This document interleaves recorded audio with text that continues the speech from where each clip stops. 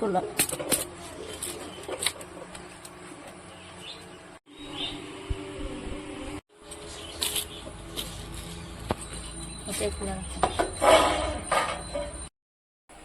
Hello friends, welcome to my new video. আজকে একটা ভীষণ ইন্টারেস্টিং বিষয় নিয়ে তোমাদের সাথে ইন্টারেস্টিং ভিডিও নিয়ে চলে এসেছি। কারণ আজকে যেটা আমি তোমাদের সাথে শেয়ার করব সেটা হয়তো তোমরা অনেকে জানো, আবার হয়তো অনেকে জানো না। তো যেটা তোমাদের দেখাবো, তো ভিডিওটা সম্পূর্ণ তোমাদের দেখতে হবে, তাহলেই বুঝতে পারবে যে আজকে কি টপিকের ওপর ভিডিওটা হচ্ছে। অ্যাকচুয়ালি তোমাদেরকে তো আমি সবসময় বলি যে এখানে যখনই নদীর পাড়ে যাই তোমাদেরকে সবসময় বলি যে আমার বাবার এখানে সুপারি চাতাল ছিল। হ্যাঁ, তো সেটাই বলি। কিন্তু তোমরা তো সুপারি চাতাল, সুপারি কাজের বিষয়ে হয়তো অনেকে জানো না, আবার হয়তো অনেকে জানো। তো যাই হোক, যারা জানো না তাদেরকে বলছি, এই যে আমি সুপারিটা তুলছি এই খুঁটনিটা দিয়ে, এটা হচ্ছে ফালি সুপারি। দেখো, এটা হচ্ছে ফালি সুপারি আর এটা হচ্ছে খুঁটনি, আর এটা দিয়ে সুপারিটা তুলবো।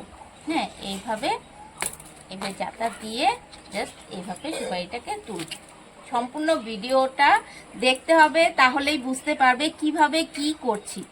তো অনেকদিন পর মাকে দেখলাম কিছু সুপারি নিয়ে বসছে, শর্টটা দিয়ে কাটছে। তো আমার দেখে মনটা ভীষণ ভালো লাগলো, কারণ অনেক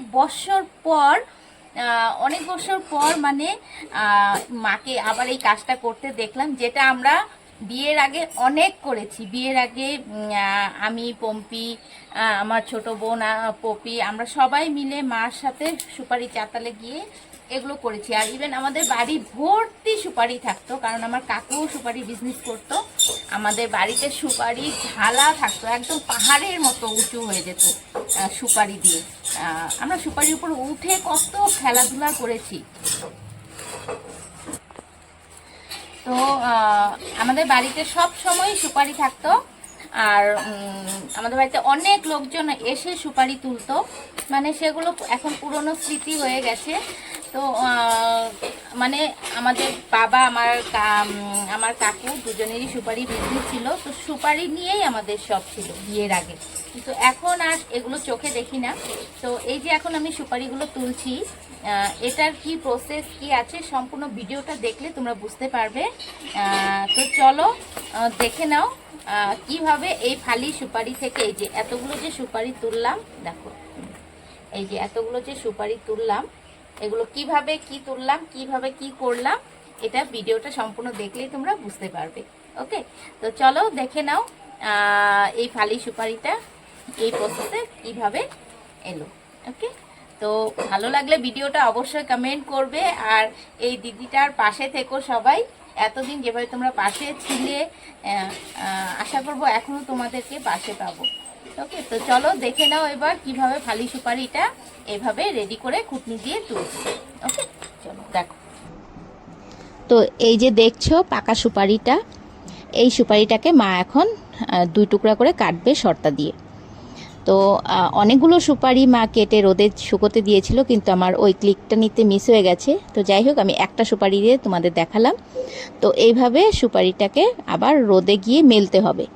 তো এখানে তো অল্প একটু সুপারি মা ছোট একটা বস্তা, প্লাস্টিকের বস্তার উপরেই মানে মেলে দিয়েছে। এগুলো আগের দিনের কাটা, আর ওটা জাস্ট আমি তোমাদের দেখানোর জন্য একটা দেখিয়েছি।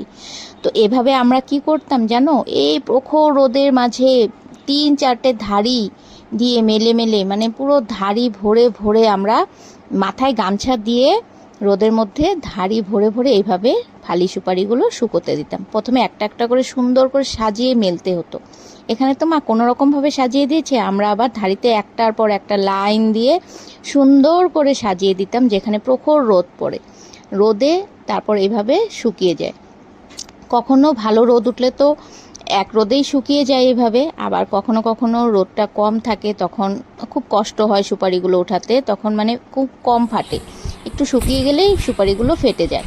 তো দেখো এখানে কিন্তু সুপারিগুলো ভালো করেই ফেটেছে। আমার জাস্ট একটা খোঁচা দেওয়ার সাথে সাথেই কিন্তু সুপারিগুলো দেখো আরামসে উঠে যাচ্ছে। কিন্তু কখনো কখনো কি হয়, ভীষণ কষ্ট হয় তুলতে। যখন বৃষ্টির দিন থাকতো, ভালো করে শুকোতো না, তখন সুপারিগুলো তুলতে খুব কষ্ট হতো। তো অনেক দিন পর মানে এভাবে সুপারি তুলছি, মনটাও না খুব ভালো লাগছিল, কারণ সেই আগের স্মৃতিগুলো সব পুরনো স্মৃতিগুলো সব তাজা হয়ে যাচ্ছিল। তো এখানে বাবা আর আমি দুজনে মিলেই তুলছি সুপারিগুলো। দুদিন থেকে মা রেখে দিয়েছে, টাইম পাচ্ছিল না, তো আমি ভাবলাম ভিডিও শ্যুটটাও করব যখন, সুপারিগুলো তুলেই নিই। তো বাবা আর আমি এখানে গল্প করতে করতে সুপারিগুলো তুলতাম। আগে যখন আমরা তুলতাম জানো, ধাড়ি ভরে ভরে এই উঁচু হয়ে যেত সুপারি দিয়ে, আর আমরা 4-5 দিয়ে গোল হয়ে বসে 4-5 জন মিলে সুপারি তুলতাম। তখনের সেই মজাটাই আলাদা ছিল।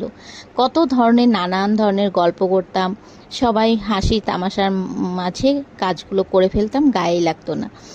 সেই এত বছর পর আবার সেই পুরনো স্মৃতিগুলো তাজা হয়ে গেল। সেই এতদিন পর আবার এইভাবে সুপারি তুলছি, মানে খুব ভালো লাগছে। তাই মাকে বললাম, মা আমার খুঁটনিটা কোথায় গো? আমার একটা স্পেশাল খুঁটনি ছিল জানো, একদম ছোট্ট ছিল, কিন্তু হাতেও লাগতো না, আর খুব ধার ছিল খুঁটনিটা, রেড কালার। তো আমার সেই খুঁটনিটা এখন আর নেই। তো মাকে বললাম, মা আমার খুঁটনি কোথায়? মা বললো ওটা নেই, ভেঙে গেছে। তো এখন অন্য একটা ছোট খুঁটনি দিয়ে বাবা আর আমি সুপারিগুলো তুলছি। বেশ ভালো লাগলো দেখে। আর বাবাও খুব মানে হাসি তামসা করে আমার সাথে সুপারিগুলো তুললো। আর সেই আগের কথাগুলো আমরা বললাম, সবার কথাই মনে পড়ছিল যখন আমরা সুপারি তুলতাম। আমাদের সুপারির চাতালে কত কিছুই হতো, কত হাসি তামাশা হতো, সবাই মিলে পিকনিকও খাওয়া হতো।